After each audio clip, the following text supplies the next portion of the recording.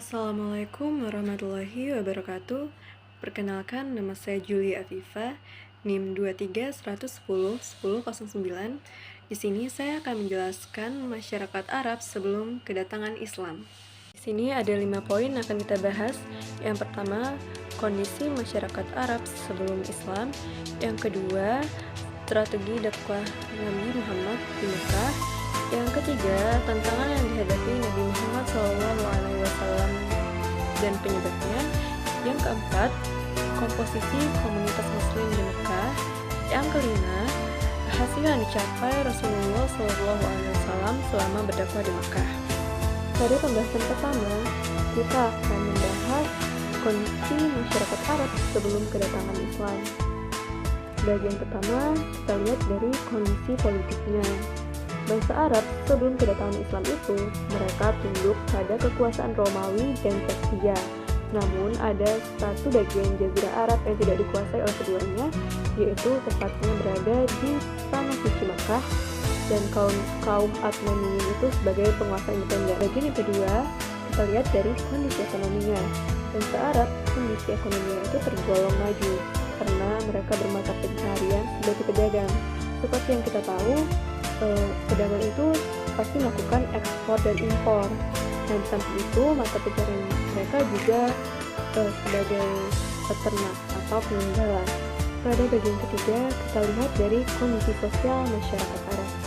Kondisi sosial masyarakat Arab sebelum kedatangan Islam itu jauh dari kata baik, karena mereka menganut tradisi buruk yang sudah menjadi kebiasaan mereka, seperti berjudi, minum khamar, nikah istibda, bertabarruj, mengubur anak perempuan yang hidup, membunuh anak-anak, prostitusi, dan fanatisme. Nah, ada beberapa tradisi buruk yang saya sebut tadi adalah kebiasaan yang sudah mendarah daging bagi mereka. Yang keempat, kita lihat dari kondisi agama dan religi. Menurut Said Tahir Abdul Mu'in, ibadah penduduk masyarakat Arab itu adalah salah satu dari dua perasaan, yakni perasaan salah terhadap sesuatu. Seperti misalnya mereka percaya pada kekuatan yang ada di alam, seperti mereka menganggap keistimewaan itu ada pada matahari, sungai, dan lain sebagainya. Dan pada saat itu sudah ada dua agama, yakni Nasrani dan Yahudi. Bagian kedua, strategi dakwah Nabi Muhammad di Mekah. Yang pertama, dakwah secara sembunyi-sembunyi. Setelah turunnya wahyu surah Al-Alaq ayat 1-5, Rasulullah kemudian melakukan dakwah secara sembunyi-sembunyi. Itu dilakukan oleh Rasulullah agar penduduk Mekah itu tidak kaget jika ada suatu ajaran yang tiba-tiba masuk dan mengusir mereka. Nah, Rasulullah menyampaikan dakwahnya itu kepada orang-orang terdekatnya terlebih dahulu, seperti Khadijah, Ali bin Abi Thalib, Zaid bin Harithah, dan Abu Bakar. Nah, golongan yang disebutkan tadi disebut juga as-sabiqun al-awwalun, yang artinya orang-orang pertama masuk Islam. Bagian kedua yaitu dakwah secara terang-terangan.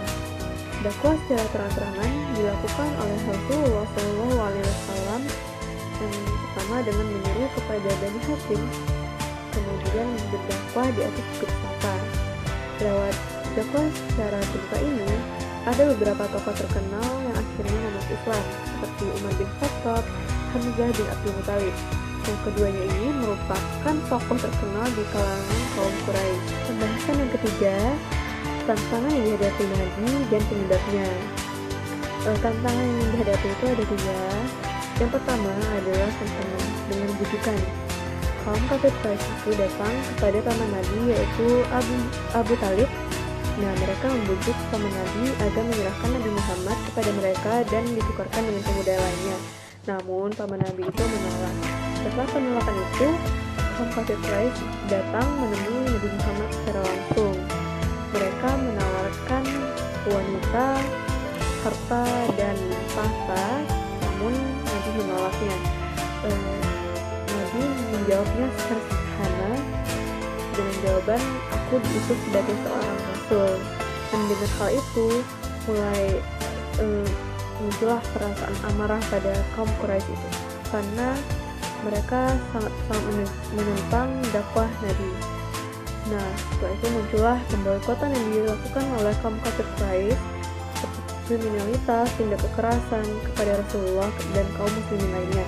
Penyebabnya adalah karena takut ajaran Islam itu akan menghilangkan dan mengubah tradisi buruk yang selama ini mereka lakukan. Pembahasan yang keempat, komposisi komunitas muslim di Mekah. Setelah masa kenabian berjalan sekitar 6 tahun lalu, baik saat Rasulullah berdakwah secara sembunyi-sembunyi maupun terang-terangan, jumlah penganut Islam baru mencapai 102 orang. Jumlah ini berdasarkan penganut Islam yang sudah hijrah ke Habsyi, yang terdiri dari 83 orang laki-laki dan 19 orang perempuan.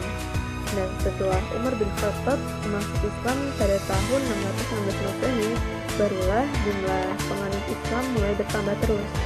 Pembahasan yang kelima adalah hasil yang dicapai Rasulullah selama berdakwah di Mekah. Yang pertama, di bidang akidah. Masyarakat jahiliyah meyakini bahwa Tuhan itu banyak dikenal dengan musyrik atau politeisme. Berkat perjuangan Nabi, mereka akhirnya mentauhidkan Allah dan mengimaninya sebagai Zat yang Maha Esa. Yang kedua, hukum. Nah, pada saat itu masyarakat jahiliyah sama sekali belum mengenal hukum, dan mereka selalu menindas yang lemah. Nah, karena perjuangan Rasulullah, akhirnya mereka patuh dan taat kepada hukum. Yang ketiga, akhlak dan moral. Nah, karena pada saat itu mereka adalah orang-orang yang tidak berakhlak atau bermoral, seperti yang telah saya jelaskan pada kondisi sosial. Nah, dengan perjuangan Rasulullah, mereka akhirnya menjadi orang yang memiliki akhlak dan moral yang baik. Dari pembahasan yang telah dijelaskan, dapat kita simpulkan bahwa masyarakat Arab sebelum kedatangan Islam sangatlah buruk, sehingga kedatangan Nabi Muhammad dengan menyampaikan dakwahnya perlahan mengubah kebiasaan buruk itu. Walaupun mendapatkan penolakan dan tantangan keras, Nabi Muhammad tidak menyerah untuk mengajak mereka kepada ketauhidan. Hingga akhirnya Nabi Muhammad memutuskan untuk berhijrah ke Madinah. Demikianlah penjelasan yang dapat saya sampaikan. Lebih dan kurangnya saya mohon maaf.